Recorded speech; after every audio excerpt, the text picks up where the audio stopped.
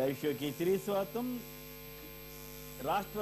AP రాష్ట్ర ఆర్థిక పరిస్థితిని, చంద్రబాబు ఆవేదనను ప్రజలు అర్థం చేసుకోవాలని ఏపీ ఆర్థిక మంత్రి యనమల రామకృష్ణుడు గారు అంటున్నారు. వారి వ్యాఖ్యలతో ఏకీభిస్తారా అంటే 12% మంది మాత్రమే అవునని, మిగతా 88% మంది అర్థం చేసుకోమంటున్నారు ప్రస్తుతానికైతే. ఇక అతిథుల పరిచయం: శ్రీ ఎస్సీ మోహన్ రెడ్డి గారు, కర్నూలు శాసనసభ నియోజకవర్గ శాసనసభ్యులు, వైఎస్ఆర్ కాంగ్రెస్ పార్టీ సీనియర్ నేత, గతంలో శాసన మండలికి కూడా ప్రాతినిధ్యం వహించారు. శ్రీ చందు సాంబశివరావు, ప్రస్తుతం కృష్ణా గుంటూరు జిల్లా నుంచి శాసన మండలికి పోటీ చేయబోతున్న సీనియర్ టీడీపీ నేత, అలాగే ఆ పార్టీ కార్యదర్శి. ఈ మరి కాసేపట్లో రాజేశ్వర రెడ్డి గారు, టీఆర్ఎస్ కొత్తగా స్టీరింగ్ కమిటీ కన్వీనర్గా నియమితులైన రాజేశ్వర రెడ్డి గారు, అలాగే కత్తి వెంకటస్వామి గారు, నర్సంపేట నుంచి కాంగ్రెస్ పక్షాన్ని పోటీ చేసిన నేత, వారు కూడా మనతో చర్చలో పాల్గొంటారు. ఇక ముందుగా ఆసక్తికరమైన పరిణామాలు: తెలంగాణ రాష్ట్ర ముఖ్యమంత్రి కేసీఆర్ గారు 43% ఫిట్మెంట్ ఇచ్చేశారు. దాంతో ఎన్జిఓ నేతలంతా హర్షాలు సంబరాల్లో మునిగి తేలియారు. వారంతా కూడా చాలా ధన్యవాదాలు చెప్పారు. అదే సమయంలో చంద్రబాబు గారిని ఎన్జిఓ నేతలు కలిశారు సచివాలయంలో. కానీ ఆదాయం పెంచితే జీతాలు పెంచుతారని ఆయన చెప్పినట్లుగా వార్తలు వచ్చాయి. అయితే ఉద్యోగుల పనితీరు మీద కూడా కాస్త అసంతృప్తి వ్యక్తం చేసినట్టుగా కూడా కథనం వచ్చింది. ఇదే సమయంలో ఒకవైపు జీతాలు పెంచుతున్నారు, మరి బాగానే ఉంది. రెండో వైపు వ్యాట్ పేరు మీద ఇక్కడ మళ్ళీ వ్యాట్ తెలంగాణలో వ్యాట్ పెంచారు పెట్రోల్ డీజిల్ మీద. అలాగే ఏకంగా ఏపీలో అయితే 4 రూపాయలు పెట్టేశారు. ఏకంగా ముందు పెంచకపోయినా ఇప్పుడు 4 రూపాయలు చేశారు. ఈ విషయంలో మాత్రం తెలంగాణ, ఏపీ ఒకే బాటలో వెళ్తున్నాయి. మిగతా విషయాల్లో గొడవలు పడుతున్నా ఇలాంటి విషయాల్లో మాత్రం బాగానే కలిసిపోయి వెళ్తున్నట్టుగా కనపడుతోంది. అంతేకాకుండా ఏపీలో 1200 కోట్లకు పైగా విద్యుత్ ఛార్జీలు పెంచుతున్నారు. అయితే వైఎస్ఆర్ కాంగ్రెస్ పార్టీ దీన్ని ఆక్షేపిస్తూ గతంలో 2013 ఏప్రిల్ 2వ తేదీన కాకినాడలో చంద్రబాబు గారు చేసిన ప్రకటనని ఉటంకిస్తూ ఉంది.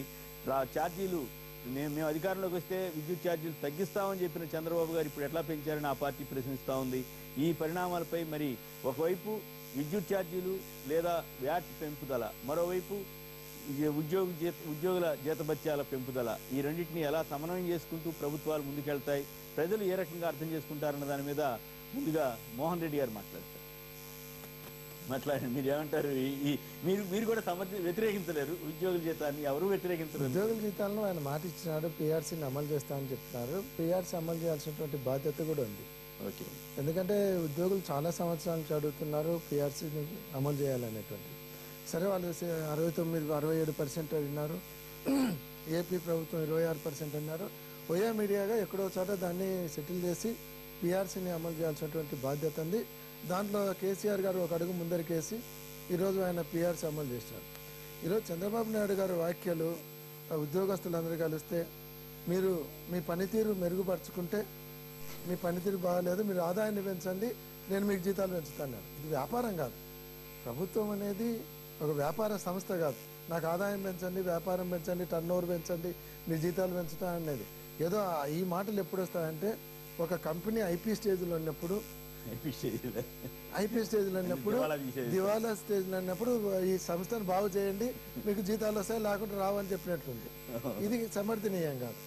ఈరోజు చంద్రబాబు నాయుడు గారు మొదటి నుంచి చెప్తున్నారు.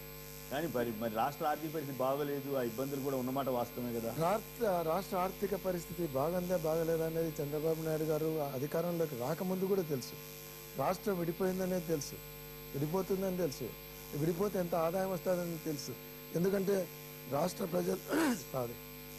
ప్రజలు కానీ తెలుగుదేశం నాయకులు కానీ అపారమైనటువంటి అనుభవం ఉన్నటువంటి నాయకుడు వీనైతేనే ఈ రాష్ట్రాన్ని బాగుపరచగలుగుతాడు అని చెప్పుకుంటూ వచ్చి ప్రజలలోకి ఒక పెద్ద గ్లోబల్ ప్రచారం చేసి ఈరోజు నెగ్గగలిగినారు. ఆ అనుభవం అంత ఏమైనట్లు. ఒక రాష్ట్రాన్ని ముందరకు తీసుకుపోవాలంటే, ఒక ఆర్థిక లోటును పూర్తి చేయాలంటే రేట్లు పెంచితే ఆర్థిక పరిస్థితి పూర్తి రేట్లు పెంచి ఆర్థికాన్ని బాగుపరచుకోవడం కాదు, దానికి ఆదాయ వనరులు చూసుకోవాలి. ఈరోజు పెట్రోల్ డీజిల్ రేట్ల మీద పెంచుతూ వచ్చారు. దీని ఎఫెక్ట్ అన్ని వర్గాల మీద పడుతుంది. ఈరోజు నిత్యావసర సరుకుల మీద పడుతుంది, పారిశ్రామిక రంగం మీద పడుతుంది, తర్వాత వాణిజ్య రంగం మీద పడుతుంది, సామాన్యులు, ఉద్యోగులు, విద్యార్థుల మీద కూడా పడుతుంది. ఎందుకంటే ప్రతి ఒక్కరు మోటార్ సైకిల్, స్కూటరు ఏదో ఒకటి వాడుతున్నారు. ఇట్లా అన్ని వర్గాల మీద భారం వేస్తున్నారు. మళ్ళీ ఇప్పుడు కరెంట్ ఛార్జీలు పెంచుతామన్నారు. ఎలక్షన్ మేనిఫెస్టోలో చూడమనండి, ₹1 కూడా కరెంటు ఛార్జీలు పెంచమని చెప్పారు. ఆ రోజు రాజశేఖర రెడ్డిగా 6 సంవత్సరాల అధికారంలో ఉన్నప్పుడు ₹1 కరెంట్ ఛార్జీలు పెంచలేదు. అంటే అదంతా మా క్రెడిట్ అని చెప్తున్నారు కదా, అప్పుడు చెప్పి సరే క్రెడిట్ తగ్గిస్తామని కూడా చెప్పారని కదా. ఇప్పుడు క్రెడిట్ ఎవరనేది కాదు. ఇప్పుడు 5 సార్లు కిరణ్ కుమార్ రెడ్డి గారు 4 సార్లు పెంచారు. నువ్వు ఆయన పెంచినాక మళ్ళీ ఈయన పెంచాల్సినటువంటి అవసరం ఏమొచ్చింది? ఆల్రెడీ పెంచినారు కదా. అంటే ఇట్లా పెంచుకుంటూ పోతే ఎక్కడికి? ఈరోజు అపోజిషన్ లో ఉన్నారు, జీతాలు పెంచమంటారు, ఈ ఛార్జీలు పెంచొద్దు అంటారు, ఇదేం పోయింది? అవునండి, ఇప్పుడు మేము అదే మీరు ఛార్జీలు పెంచి ఈ రాష్ట్ర ఆర్థిక లోటును భర్తీ చేయడమే ఒక ఇది కాదు. ప్రజల మీద భారం వేస్తే ఎవరైనా చేస్తారు. మీ అనుభవం ఎక్కడ చేయాల్సిందే ఉందంటారు, మీరు చేసేదే ఉంది. అట్లా కాదు కదా. ఆర్థిక వనరులు ఏ రకంగా సమీకరించుకోవాలి, దాన్ని ఏ రకంగా పూడ్చుకుంటూ పోవాలి అనేది ఇంపార్టెంట్ ఇష్యూ. ఈరోజు ఆర్థిక లోటు అని చెప్తున్నారు. ఈరోజు స్పెషల్ ఫ్లైట్లు వేసుకొని విదేశాలకు తిరిగి ఈరోజు అంతంత ఖర్చు పెట్టాలండి. నేను యోగాకు 2 కోట్లు ఖర్చు పెట్టారు. అంతకుముందు విజయవాడలో మీటింగ్ పెట్టడానికి 2 కోట్లు ఖర్చు పెట్టారు. ఆయన ఆఫీసులు తయారు చేసుకోనికి వాస్తులకు కోట్ల కొద్ది ఖర్చులు పెడుతున్నారు. ఆయన ప్రమాణ స్వీకారానికి 30 కోట్లు ఖర్చు అయినాయి. అంటే ఇవన్నీ ప్రజలకు భారం కదా. అంటే ఈ ఖర్చులు పెట్టేటప్పుడు రాష్ట్ర ఆర్థికంగా లోటులో ఉంది, దీన్ని ఇట్లా ఖర్చు పెట్టకూడదు, పొదుపు పాటించాలనేది తెలియదు. మామూలు ఫ్లైట్లో పోవచ్చు కదా. ఈరోజు ఢిల్లీ పోవాలంటే మామూలు ఫ్లైట్లో పోవచ్చు. నాకు తెలిసి ఢిల్లీకి ఏ ముఖ్యమంత్రి స్పెషల్ చార్టర్డ్ ఫ్లైట్ వేసుకొని ఇంతవరకు ఏ ముఖ్యమంత్రి పోలేదు. ఏదో స్పెషల్ అకేషన్ అయితే తప్ప, అత్యవసరం అయితే తప్ప. ఇదంతా ప్రజల మీద పడేటువంటి మరి అది అర్థం కావట్లేదు. అంటే మరి ఎవరైనా సమకూరుస్తున్నారా లేకపోతే సొంతంగా? ఎవరు సమకూరుస్తారండి? ఎవరైనా సమకూర్చాలంటే వాళ్ళకి ఇండైరెక్ట్ గా ఏదో ఒకటి ఇది బెనిఫిట్ జరగాలి. అంటే మీరేమో తెలివిగా ఇటువంటివే చెబుతారు. మా ఓటు వాళ్ళు ఏమంటాం, ఈ రుణమాఫీ 2 రాష్ట్రాల్లో కూడా ఈ రుణమాఫీ, అట్లాగే పప్పు బెల్లాల కింద కానుకలు పంచడం, ఇట్లాంటివి చేయడం వల్ల ఎక్కువ నష్టం అనేది మేము జనరల్ గా అంటుంటాం. ఈరోజు నేను దాంట్లో స్పష్టంగా చెప్పాను. ఈ పప్పులు ఈ సంక్రాంతి పండుగ ఖర్చు పెట్టాలి స్పష్టంగా చెప్పాను. మీరు ఒక కుటుంబానికి 150-160 రూపాయల వస్తువులు మాత్రమే ఇచ్చారు. సరే గవర్నమెంట్ రేట్ అది 260 రూపాయల వరకు గవర్నమెంట్లో పెట్టారు. దాంట్లో 80 కోట్ల రూపాయలు అవినీతి జరిగిందనేది స్పష్టంగా మేము రేట్లతో సహా చెప్పాము. అది వేరే చర్చ అనుకోండి. చెప్పాము. అంటే అది కూడా దుబారానే, దుబారా అవుతుంది. దుబారా అవుతుంది. ఇప్పుడు 160 రూపాయలు ఇచ్చినందువల్ల ఆ కుటుంబానికి అది వేరే చర్చ అనుకోండి. బట్ అంటే మరి ప్రభుత్వంలోకి వచ్చినప్పుడు ఈ యొక్క ఆర్థిక వ్యవహారాల మీద ఒక ఆర్థిక క్రమశిక్షణ అనేది ఎక్కడ ఖర్చు పెట్టాలి, ఎక్కడ డబ్బులు, ఎక్కడ ఆర్థిక వనరులు సమకూర్చుకోవాలి అనేది ఇంపార్టెంట్ ఇష్యూ. కరెక్ట్. ఇప్పుడు అర్థం చేసుకోమంటున్నారు యనమల గారు. ఎట్లా అర్థం చేసుకోవాలి చెప్పండి సాంబశివరావు. చాలా అనుభవం కలిగిన మాట వాస్తవం, దాంట్లో అనుమానం లేదు కదా వారికి కానీ యనమల గారికి కానీ. తప్పకుండా ఇప్పుడు మోహన్ రెడ్డి గారు లెక్చర్ ఇచ్చారు. ఏమన్నారు, పిఆర్సీ మనం చేయాల్సిందే, మన కమిట్మెంట్ ఉంది, మనం జీతాలు పెంచాలి, మన ఇన్ఫ్రాస్ట్రక్చర్ డెవలప్ చేసుకోవాలి, ఇంతకు ముందున్న లోన్ల మీద ఇంట్రెస్ట్లు కట్టాలి, ప్రభుత్వం నడవాలి, ఇన్ని రకాల ఖర్చులు మన ముందు ఉన్నాయి. కొత్త రాష్ట్రంలో వెంటనే మోహన్ రెడ్డి గారు ఆశించినట్టుగా మన ఆర్థిక వ్యవస్థను ఎక్స్పాండ్ చేసుకోవడానికి, ఆదాయాలను పెంచుకోవడానికి మార్గాలు లేవు, ఇవాళ లేవు. ఆ దిశగా మనం పనిచేయాలి. ఏ ఆర్థికవేత్త అయినా కానీ అదే ఒప్పుకుంటాడు. ఇప్పుడు ప్రజల మీద ట్యాక్సెస్, ఆ ట్యాక్సులను వాడటం అనేది ఒకటే మార్గం కాదు, రకరకాల మార్గాల్లో మనం ఆదాయ వనరులు పెంచుకోవాలి. కానీ అది 1 రోజునో 2 రోజుల్లోనో నెలల్లో జరిగేది కాదు. అంటే మనం ఈ పరిస్థితిలోకి రావడానికి గతమే కారణం అవుతుంది. కానీ నిన్న సీఎం అయ్యారు కాబట్టి వాళ్ళ ఆర్థిక పరిస్థితి ఎందుకు బాగుండేదని అడగడానికి 1 రోజులోనో 2 నెలల్లోనో ఏం మారదు. రెండోది మీరు కేంద్రం నుంచి మనకు రావాల్సిన సహాయం మనం ఆశించిన మేరకు రాలేదు. అది కూడా మనం చూస్తాం. మీరు ఒకసారి ఒక కానుక ఇచ్చినంత వచ్చింది, మళ్ళీ రేపు ఉగాది కానుకంటే అయిపోయాయి. అది మనం చూస్తున్నాం. కారణాలు ఏమైనప్పటికీ మనం ఆశించిన విధంగా. అందుకే రఘువీరారెడ్డి గారు ఏమన్నారు తెలుసా, బీజేపీకి ఏపీ ప్రయోజనాలని చంద్రబాబు గారు తెలుగుదేశం పార్టీ తాకట్టు పెట్టిందని విమర్శించారు. ఇంకా ఏం చేస్తే బాగుంటుందో రఘువీరారెడ్డి గారు కూడా చెప్పాలి. అది ఆయన చెప్పాలా? అంతే కదండి. మీరు అధికారంలో కొమ్మినేని గారు మనం ఫెయిర్ గా మాట్లాడదాం. మనం రాష్ట్రం మేము విడగొట్టమంటే విడగొట్టలేదు, అలా కదా. ఇప్పుడు ఈ ప్రభుత్వం చెప్పారు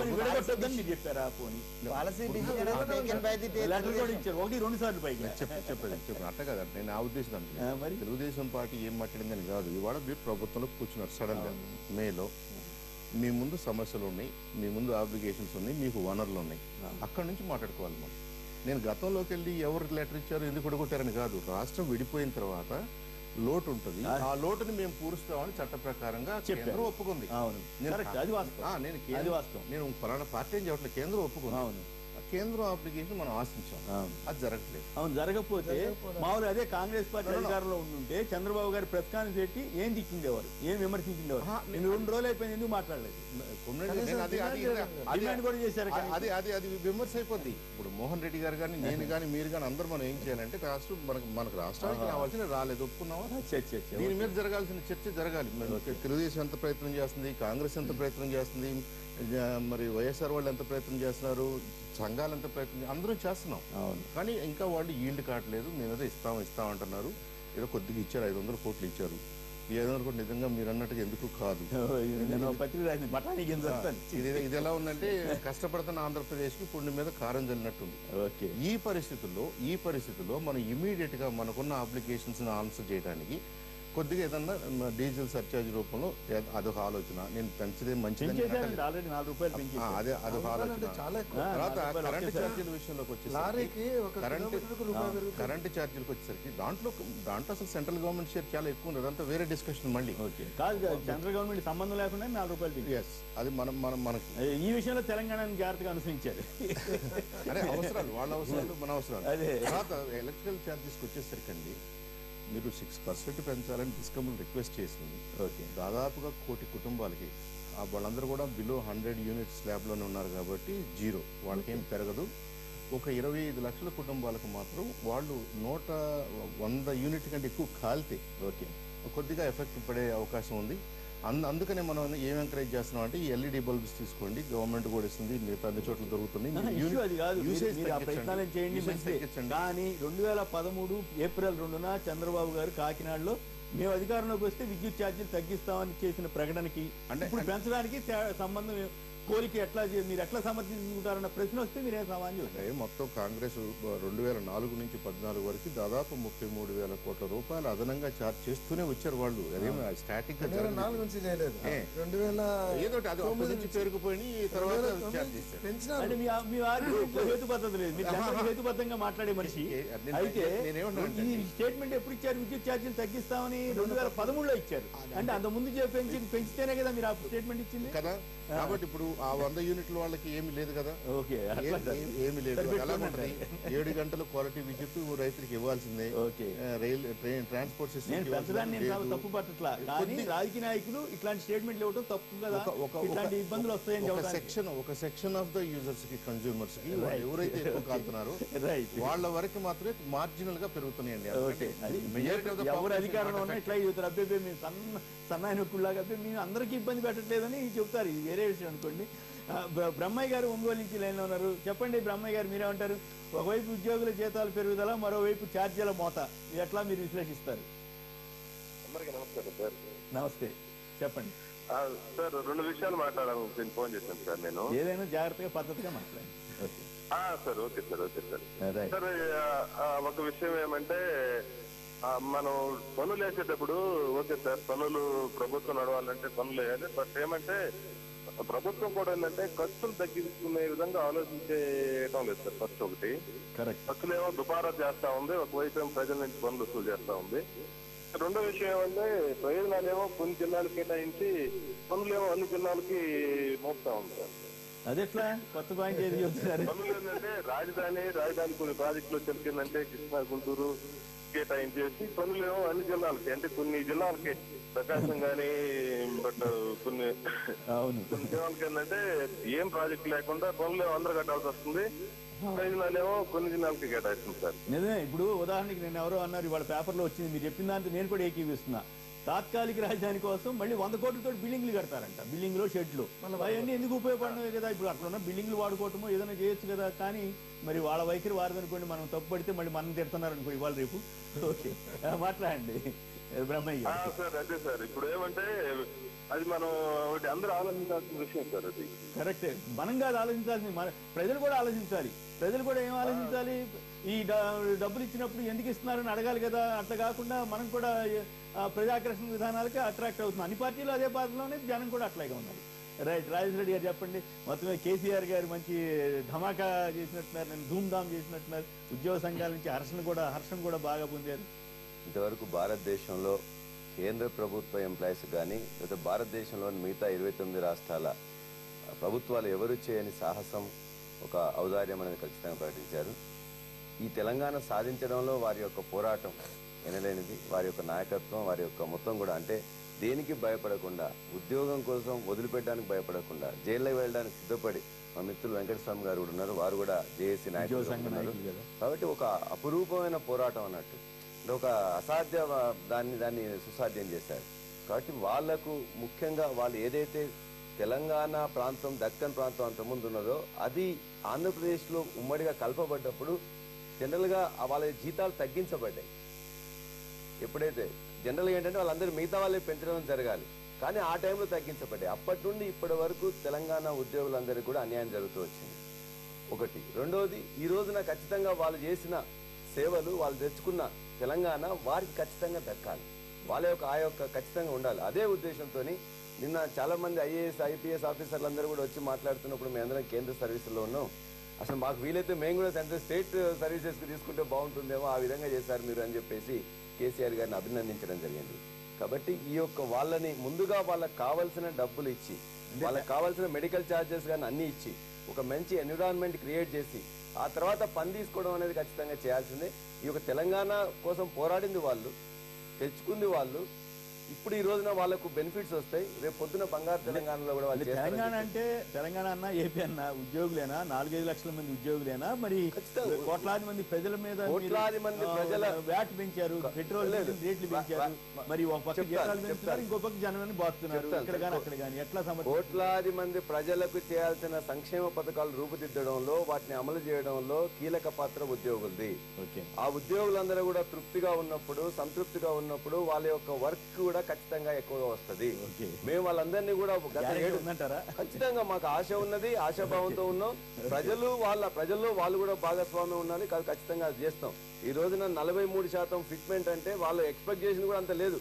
మాక్సిమం గా 40% అడిగారు కదా, అంటే వాళ్ళు ఎక్స్పెక్ట్ చేయడంలో 69 అని రాయ చెప్పొచ్చు, కానీ 40 కాదు. ఇట్లా మాట్లాడారా బయట మాట్లాడలేదు సార్. జనరల్ గా ఇవాళ మన ఆంధ్రజ్యోతి పేపర్ లో కూడా ఇచ్చారు, 40 నుంచి వెళ్ళి వస్తేనే చాలని చెప్పేసి అనుకున్నారు. వాళ్ళు 43 వచ్చేసరికి చాలా తప్పిపోయారని. ఏ విధంగా వాళ్ళని తప్పిపో చేయడానికో కాకుండా వాళ్ళ యొక్క నిజమైన పాత్రను గుర్తించాలి, వాళ్ళ అవసరాలను గుర్తించాలి, వాళ్ళని ఖచ్చితంగా పనిచేసే వాతావరణం. ఎవరు జాతీయాలుగా పెంచుకోవాలన్నా వాళ్ళకి కావాల్సిన ఉద్యమాలు చేసుకుంటేనే పెంచుతారా? తెలంగాణ ఉద్యమం లేదు, ఇంకో ఉద్యమం వస్తాయి, అప్పుడు జీతాలు పెంచుతారా? తెలంగాణ ఉద్యమాన్ని అంత చిన్నగా చేయదు. ఈ ఉద్యమం తెలంగాణ ఉద్యమం కోసం తెలంగాణ సమాజం ప్రపంచంలో ఏ ఉద్యమం లేని విధంగా ఇక్కడ సకల జనులు అందరూ కూడా చేశారు. 42 రోజులు సకల జనులు సమ్మె చేయడం అంటే మామూలు విషయం కాదు. అది వాళ్ళందరూ నా ఉద్యోగం పోతుందని చెప్పి తెలుసు. అక్కడనే అనేక కేసులు పెట్టబడ్డాయి, అనేక మంది జైల్లోకి పంపబడ్డారు. అయినా నాకు తెలంగాణ, ఈ యొక్క భూమి పుత్రులుగా తెలంగాణ నాకు రావాలని చెప్పి ఇచ్చారు కదా. ఏమంటే ఇప్పుడు వాళ్ళకి అర్హత ప్రకారం ఇచ్చామని చెప్తే అదొక పద్ధతి, కానీ తెలంగాణ ఉద్యమంలో పాల్గొన్నారు కాబట్టి ఇచ్చారు. తెలంగాణ ఉద్యమంలో పార్టిసిపేట్ చేసినా చేయకున్నా ఉద్యోగులందరికీ కూడా చెందుతుంది. మేము ఒకటే, ఉద్యోగులందరికీ ఏ విధంగా నష్టపోయారు అనేది, వాళ్ళు ఈ యొక్క దక్కన్ ప్రాంతం అందులో విలీనమైనప్పుడు ఏ విధంగా నష్టపోయారు అనేది ముందు బేసిక్. రెండోది, ఈ రోజున పెరుగుతున్న ధరలకు మిగతా అన్నిటి కూడా వాళ్ళు చేయాల్సిన అవసరం ఉన్నది. మూడోది, వాళ్ళకి కావాల్సిన ఈ యొక్క తెలంగాణ తెచ్చుకున్న తర్వాత వాళ్ళకి ఎక్కువగా ఉపయోగపడాలనేది మూడో పాయింట్. ఉద్యోగులు ఆకట్టుకున్నారు కాదన్నట్లా, ఆకట్టుకోలేదు. కోట్లాది మంది ప్రజల మీద మరి భారం వేశారు, వాళ్ళు కూడా ఉద్యమంలో పాల్గొన్నారు. ఎక్కడ భారం వేయలేదు. పెట్రోల్ రేట్లు పెట్రోల్ అక్కడ 6 సార్లు తగ్గించినప్పుడు ₹2 తెలుగుదేశం మరింత మంది గగ్గోలు పెట్టారు. మేము మొన్ననే మాట్లాడినప్పుడు కూడా ఏదో కొంపలు మునిగినట్టు, వాళ్ళు మాత్రం ఏదో సేవ చేస్తున్నట్టు మిగతా ₹4 వేస్తారు. అంటే నేను ఆ రోజే చెప్పాను, అత్యవసరమైతే తప్ప ఈ తెలంగాణ ప్రభుత్వం చర్య తీసుకోదు. ₹2 మీరు అర్థం చేసుకోవాలంటే చాలా ఇప్పుడు ఏంటంటే మొత్తం ఈ యొక్క ప్రజలందరినీ వారే ఉద్ధరిస్తున్నట్టు మిగతా వాళ్ళు ఏం చేయని విధంగా గగ్గోలు పెట్టారు. ఆ రోజే చెప్పాను, మనం 2 ప్రభుత్వాలు నడుపుతున్నాం, మేము ఇక్కడ మీరు అక్కడ, చాలా జాగ్రత్తగా మాట్లాడాలి, మనం తీసుకున్న చర్య ఇక్కడగా నా ప్రభుత్వం కూడా అని చెప్పి రుణమాఫీ కావచ్చు, కరెంటు కావచ్చు, మిగతా కావచ్చు. ఈ రోజున ఈ యొక్క ఉద్యోగుల దాని వల్ల 6,500 కోట్లు ప్రభుత్వం మీద భారం పడుతుంది. వాళ్ళకి కావాల్సిన మూల వేతనం కూడా ఆల్మోస్ట్ ఎట్లా చేయాలి, తర్వాత ఇంక్రిమెంట్స్ ఎలా ఇవ్వాలి, మిగతాది కూడా ఇవన్నీ కూడా చాలా క్లారిటీ అనేది ఇంకొక 10 days లో వస్తుంది. కాబట్టి 2 విషయాలు, ఒకటి ఈ యొక్క కార్యక్రమం అనేది అద్భుత చర్యగా నేను భావిస్తున్నా.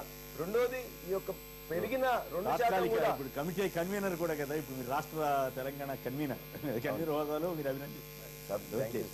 ఖచ్చితంగా ఈ యొక్క తెలంగాణ ప్రభుత్వం ఉద్యోగులందరినీ ఒక పక్కన, రెండో ప్రజలందరికీ ఉపయోగపడే విధంగా ఈ చర్య ఉపయోగపడుతుందని చెప్పి భావిస్తారు. ఒక్క నిమిషం, మహబూబ్నగర్ నుంచి రాజేంద్ర గారు లైన్ లో ఉన్నారు. రాజేంద్ర గారు నమస్కారం, మాట్లాడండి.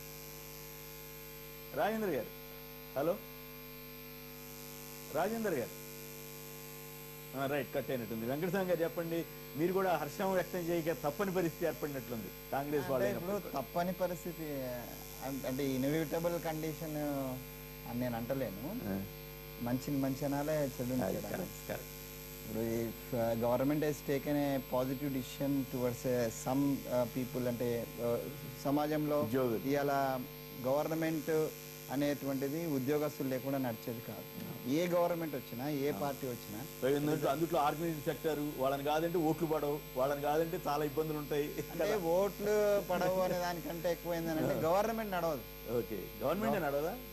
ఇప్పుడు మేము చూసినాం కదా, మేము సకల జైళ్ళ సమ్మె చేసినాం. సకల జైళ్ళ సమ్మె తర్వాత దాంట్లో 8 మందికి డిస్మిసల్.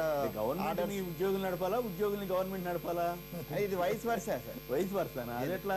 నాకు తెలిసి అయితే గవర్నమెంటే ఉద్యోగులు నడపాలి, ఉద్యోగులే గవర్నమెంట్ నడుపుతున్నారని మీరు చెబుతున్నారు. అది పరిస్థితి లేదు సార్. అంటే ఇప్పుడు మీరు గవర్నమెంట్, ఇప్పుడు ఏ గవర్నమెంట్ వచ్చినా కూడా ఒక 5 years టెన్యూర్కి వస్తుంటది. అవును. గవర్నమెంట్ ఉద్యోగం ఒక 25 ఏళ్ళ నుంచి 30 ఏళ్ళు పనిచేస్తారు. ఆయన అనుభవము, ఆయనకు వచ్చేటువంటి తనకున్నటువంటి పట్టు, గవర్నమెంట్ ఇప్పుడు మనం ఓపెన్ గా మాట్లాడుకోవాలి. గవర్నమెంట్ ఓన్లీ పొలిటికల్ లీడర్స్ తో నడుస్తుందని నేను ఒప్పుకోను. ఎందుకంటే పొలిటికల్ లీడర్ యొక్క విజన్ పనికి వస్తుంది. కేసీఆర్ గారికి ఒక విజన్ ఉన్నది, పనిచేస్తున్నటువంటి అట్లా ఉన్నది. అట్లా కానీ ఐఏఎస్ ఆఫీసర్స్ ఎంత ప్రభావితం చేస్తారనేటువంటి అనేక సందర్భాల అసలు మనం ఒకసారి విమర్శించినాం. బ్యూరోక్రాట్సే మొత్తం ప్రభుత్వాన్ని నడుపుతున్నారనే విమర్శలు కొన్ని సందర్భాలు వచ్చినట్టు. అంటే నేను అనేది ఏంటంటే ఒక 30 సంవత్సరాలు 20 సంవత్సరాల సుదీర్ఘ కాలం పనిచేస్తున్నప్పుడు ఆ గత ప్రభుత్వం ఏం చేసింది, ఈ ప్రభుత్వం చేస్తుంది, ప్రజలకు ఏమవసరం ఎట్లా టీఆర్ఎస్ ఇంక మీరేమి బీట్ చేయగలుగుతారు ఈ పరిస్థితిలో? కాంగ్రెస్ పార్టీ పరంగా ఉద్యోగ నాయకుడిగా సంతోషపడుతున్నారు, బాగానే ఉంది. నేను first of all Telangana JAC ఉద్యోగ సంఘాల జేఏసీ నేతగా, తెలంగాణ లెక్చరర్ ఫోరం అధ్యక్షునిగా మేము తప్పనిసరిగా కేసీఆర్ గారికి ధన్యవాదాలు చెప్తున్నాం. అయితే ఇక్కడ నేను మీ ద్వారా ఒక ప్రధాన అంశం లేవనెత్తే విషయంతో వచ్చిన సార్. ఇవాళ చెప్పండి. ఇవాళ గవర్నమెంట్ ఉద్యోగులు ఉద్యమంలో రాజేశ్వర్ గారు అన్నట్టు మేమందరం పాల్గొన్నాం. 8 మంది డిస్మిసల్ ఆర్డర్స్ తయారు చేసింది Kiran Kumar Reddy. Intervention of the prime minister తోటి ఆగింది. ఆ 8 మందిలో నేను కూడా ఉన్నా, స్వామి గౌడ్ గారు కూడా ఉన్నారు. అంటే ఆ స్థాయిలో మేము పనిచేసినాం, ఉద్యోగస్తులు పనిచేసినాం. అంటే మీరు ఇందాక మీరు మాట్లాడుతూ ఉద్యమాలు చేస్తే, ఉద్యమం ఏం చేసింది మా జీవితాల కోసం కాదు, జీవితాలా అనే ఒక సమస్య వచ్చినప్పుడు జీతం కాదు జీవితాలే అని మా స్వామి గౌడ్ గారు స్లోగన్ ఇచ్చినారు. దాని ప్రకారం మేము పనిచేసినాం. స్లోగన్ అని అంటే స్లోగన్ కాదు, నేను పనిచేసినాం. అట్లా జీతాలు వదిలిపెట్టుకొని, ఉద్యోగాలు వదిలిపెట్టుకొని తెలంగాణ 4 కోట్ల ప్రజల ఆకాంక్ష కోసం పనిచేయాల్సినటువంటి అవసరం వచ్చినప్పుడు తెలంగాణ ఉద్యోగులంతా పనిచేసింది. కాబట్టి కేవలం జీతాల కోసం పనిచేయలేదు కాబట్టి మేము ఉద్యమం చేసినాం కాబట్టి వచ్చిందని మేము అంటలేదు. ఇవాళ తెలంగాణ గవర్నమెంట్ కు ఉన్నటువంటి బెనిఫిట్ అదే ముందు నుంచి మనం అనుకుంటున్నాం. ఎక్సెస్ బడ్జెట్ ఉన్నటువంటి తెలంగాణ స్టేట్, దీంట్లో తెలంగాణ ఉద్యోగులకు బెనిఫిట్ జరగాలి, సామాన్య ప్రజానికానికి కూడా బెనిఫిట్. రాజకీయ నాయకుల కన్నా కూడా ఈ ఉద్యోగ నాయకులు కానీ ఎక్కువగా మీరు డెఫినెట్ గా వారిని అభినందిస్తూ నేను ఒక ప్రపోజల్ ఏంటంటే on par with the government employees and the government teachers, private సంస్థల్లో పనిచేస్తున్నటువంటి అనేక మంది ఈ ఉద్యమంలో పాల్గొన్నారు సార్. ఇవాళ వాళ్ళ పరిస్థితి దయనీయంగా ఉంది.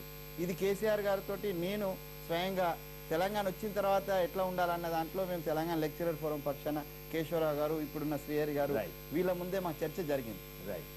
ప్రైవేట్ సంస్థలలో పర్టికులర్ కార్పొరేట్ సంస్థలు కానీ లేకపోతే ప్రైవేట్ కాలేజెస్లో కానీ ప్రైవేట్ సంస్థల్లో పనిచేసే వాళ్ళు వీళ్ళ బెనిఫిట్ విషయంలో గవర్నమెంట్ దగ్గర ఒక పాలసీ లేదు ఇప్పటి వరకు.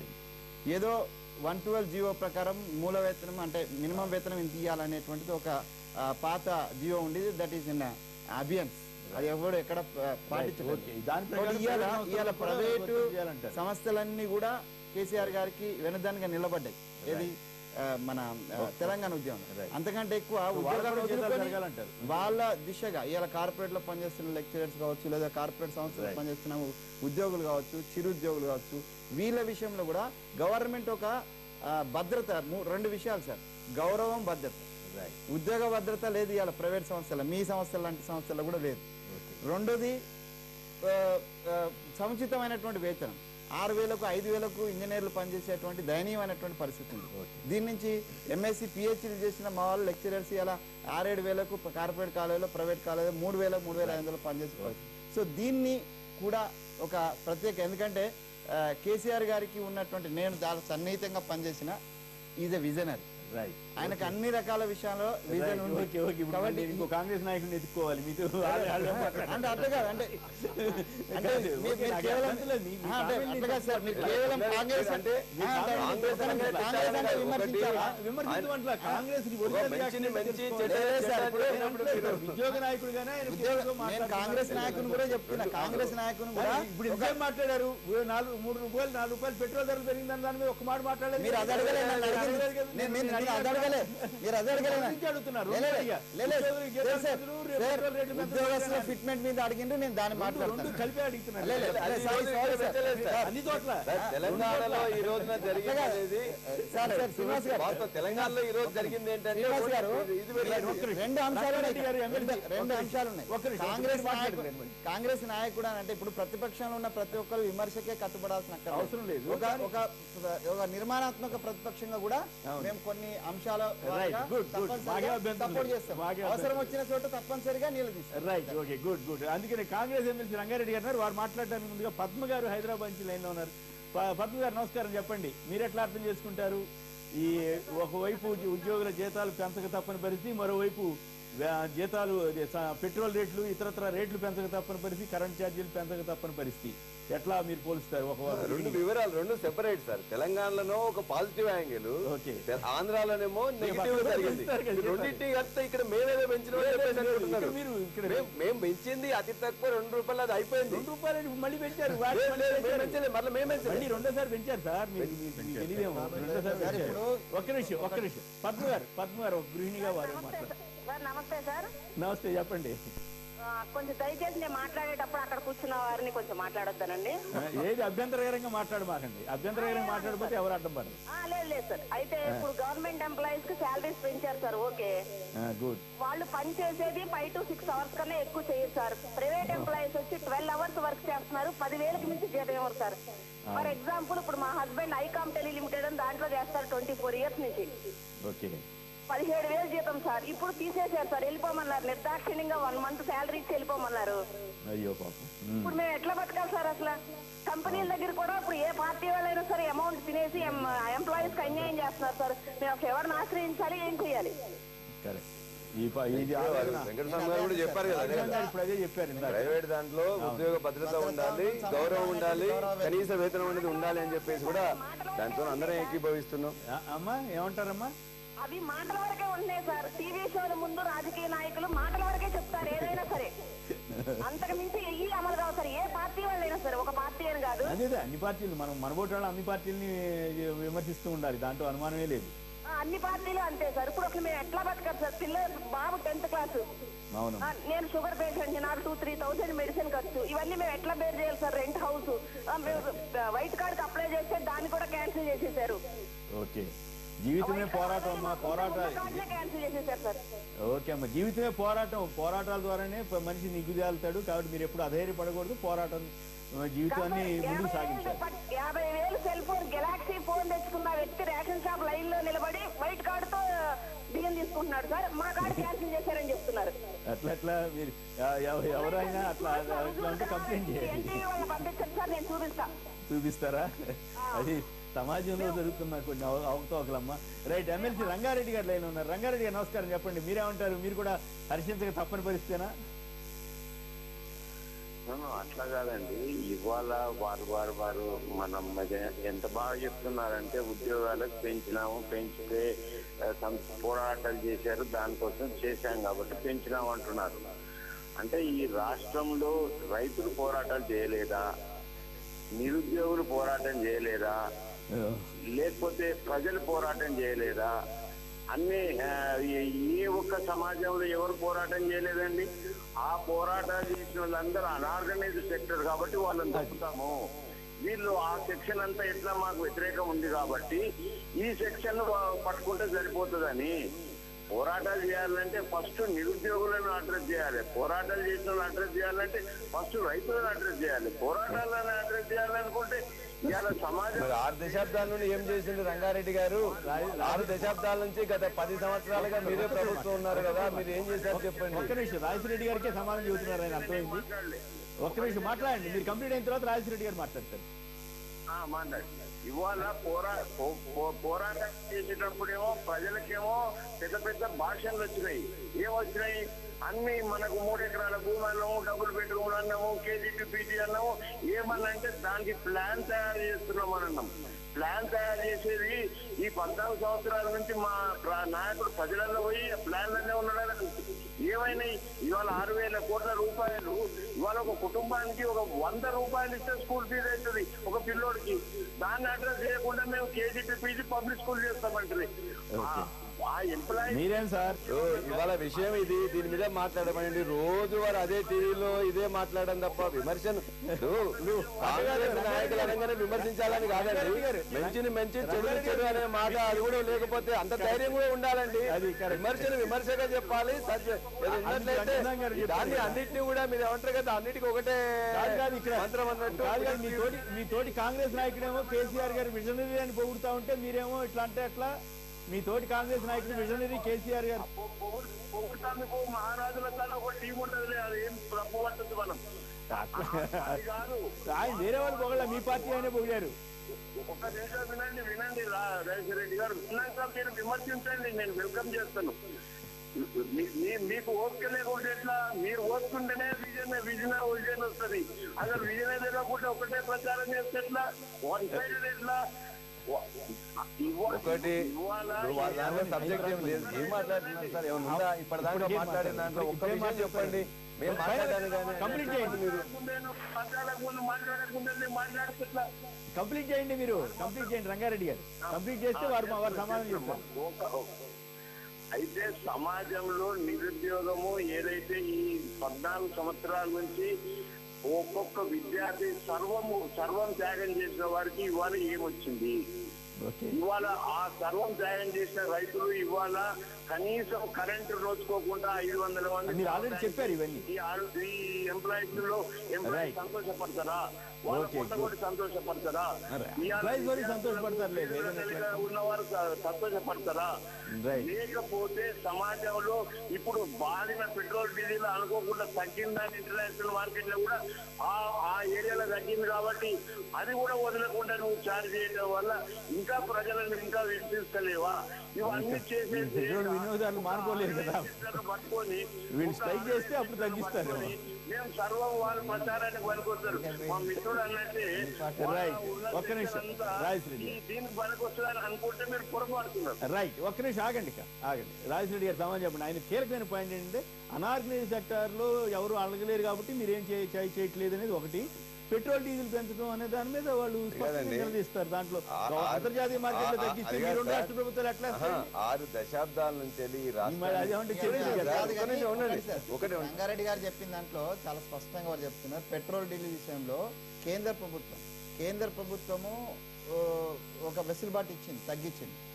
దాన్ని రాష్ట్ర ప్రభుత్వము కేంద్ర ప్రభుత్వం ద్వారా వచ్చినటువంటి ఒక అవకాశాన్ని, ప్రజలకు వచ్చిన అవకాశాన్ని గద్దలాగా తన్నకపోవడం ప్రభుత్వాల యొక్క రాష్ట్ర ప్రభుత్వాలు. అసలు కేంద్ర ప్రభుత్వం జీతాలు పెంచాలంటారు, ఆదాయం కావాలంటారు. ఎక్కడి నుంచి? కేసీఆర్ గారి రాజశేఖర రెడ్డి గారి already Telangana state is excess budget state. Need of 2% what పెంచడం వల్ల ఇప్పుడు ఉద్యోగులకు ఇస్తామనేది తప్పు సార్. కేంద్ర ప్రభుత్వం ఒక్కోసారి ఇవ్వనప్పుడు, నేను ఒక ఉదాహరణ కాంగ్రెస్ ప్రభుత్వం అని చెప్తున్నా. కేంద్ర ప్రభుత్వము పెంచిన రోజు రాష్ట్ర ప్రభుత్వం 50 రూపాయలు బేర్ చేసి రాజశేఖర రెడ్డి గారి టైంలో 50 రూపాయలు మేము తగ్గించాం. ఇది ఉండాలి, ఇది స్పిరిట్ ఉండాలి. రాష్ట్ర ప్రభుత్వాల స్పిరిట్ ఉండాలి. కేంద్ర ప్రభుత్వం ఇచ్చినటువంటి ఒక అవకాశాన్ని తన్నుకపోయేటట్టుగా ఉండకూడదు. ఇది పాలసీ ప్రకారం వ్యతిరేకిస్తున్న తప్పు. ఇది ఇప్పుడు ఇవాళ ఇష్యూ అనేది పెంచింది, ఎలా పెంచింది, ఎందుకు పెంచింది, వాటిని ఎందుకు పెంచింది, 2 రకాలు. ఉద్యోగాలు పెంచడం కానీ దాన్ని కానీ ఉద్యోగస్తులకు పెంచిన దాన్ని కంపల్సరీగా ఏ విధంగా పెంచాలనేది ఒక 3 పాయింట్స్ చెప్పాము. అది దాని మీద ఏం లేకుండా రెగ్యులర్ గా ఒక జనరల్ స్పీచ్ ఇస్తే బాగుంటుంది. గత 6 దశాబ్దాలుగా ఈ ప్రభుత్వంలో మొత్తం కూడా కేంద్ర రాష్ట్ర ప్రభుత్వాలు ఎక్కువ కూడా కాంగ్రెస్ పార్టీ ఉన్నాయి. ఈ నిరుద్యోగ సమస్యను కానీ లేకపోతే అనార్గనైజ్డ్ సెక్టర్ కానీ లేదా మూల వేతనం పెంచడంలో కానీ మేము అడ్డుపడలేదు.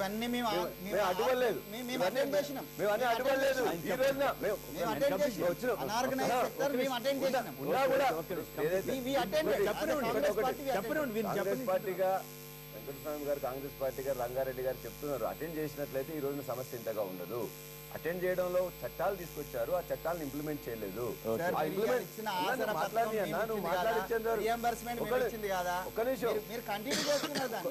మేము చెప్తున్నాం ఈ రోజున ఒకటి తెలంగాణ సమాజంలో ఉన్న ప్రతి పౌరుడు, వాళ్ళు దళితులా లేకపోతే ఇంకోరా అని కాకుండా, లేకపోతే పేదవాళ్ళ రూరలా అర్బనా కాకుండా, పేద అని కాకుండా, అర్బనా రూరల్ ఇవన్నీ కాకుండా ఖచ్చితంగా అందరికి కూడా ఈ సంక్షేమం చెందాలి. సంక్షేమంగా 3 పథకాలు, మూడు విభాగాలు, ఒక వర్గానికి జీతాలు పెంచి ఇంకో వర్గం మిగతా జనం ఇక్కడే కాదు ఏపీలో కూడా మీరు తెలంగాణ ఈ యొక్క ఎన్డీఏ ఈ యొక్క ప్రభుత్వం బీజేపీ ప్రభుత్వం వచ్చిన తర్వాత ఇంటర్నేషనల్ మార్కెట్ లో ధరలు తగ్గినప్పుడు 6 సార్లు కొద్ది ధరలు తగ్గినప్పుడు మొన్న కూడా తగ్గిన దాంట్లో మేము 2 రూపాయలు చొప్పున పెంచినాం. దానికి కూడా మేము ప్రజలకు ₹2.69 వాళ్ళు తగ్గించినప్పుడు మేము 69 పైసలు తగ్గించేసి 2 రూపాయలు మాత్రం కంటిన్యూ చేసినాం. ఎందుకు లేదు సార్? ఎట్లా ఉంటుంది అంతర్జాతీయ మార్కెట్ లో ఆ రోజు వాజ్పేయి గారు ఏం చెప్పారు? ధర తగ్గితే ధర తగ్గిస్తుందా, పెరిగితే పెరుగుతుందని. పెరిగినప్పుడు ఏమో వ్యాట్ పెంచుకుంటున్నారు, వచ్చేస్తుంది మీకు. ఇక్కడ ధర తగ్గితే మీరు ఆ ప్రయోజనం. ఇంటర్నేషనల్ మార్కెట్ లో ధరలు తగ్గినప్పుడల్లా సెంట్రల్ గవర్నమెంట్ మొత్తం ఆ విధంగానే తగ్గడం పెంచడం చేయట్లేదు. అక్కడ తగ్గినప్పుడు అవసరమైతే సెంట్రల్ ఎక్సైజ్ ద్వారా వాళ్ళు పెంచారు, అక్కడ బాగా పెరిగినప్పుడు కొన్ని సబ్సిడీ చేసి తగ్గించారు. మన యొక్క దేశ పరిస్థితులు, రాష్ట్ర పరిస్థితులను బట్టేసి ఇక్కడ తరుగుదల ఉంటుంది తప్ప కంప్లీట్ గా దాని పక్కనే కొద్దిగా ప్రపోర్షనల్ గా ఉంటుంది తప్ప కంప్లీట్ యాజ్ ఇట్ ఈజ్ గా అక్కడ ఎంత పెరిగిందో ఇక్కడ పెంచాలని చెప్పేసి కానీ అక్కడ ఎంత తగ్గిందో చేయాలని ఉండదు. కాబట్టి ఖచ్చితంగా పెరుగుదల తరుగుదల కూడా రుణమాఫీ చేస్తాం, ఒక అద్భుతమైన ఇంతమంది లక్షలాది మంది ఉద్యోగులకు ఈ రోజున జరిగిన ఒక మంచి కార్యక్రమాన్ని ఈ రోజున బైపాస్ చేసే విధంగా మనది ఉండకూడదని చెప్పి నేను భావిస్తున్నా.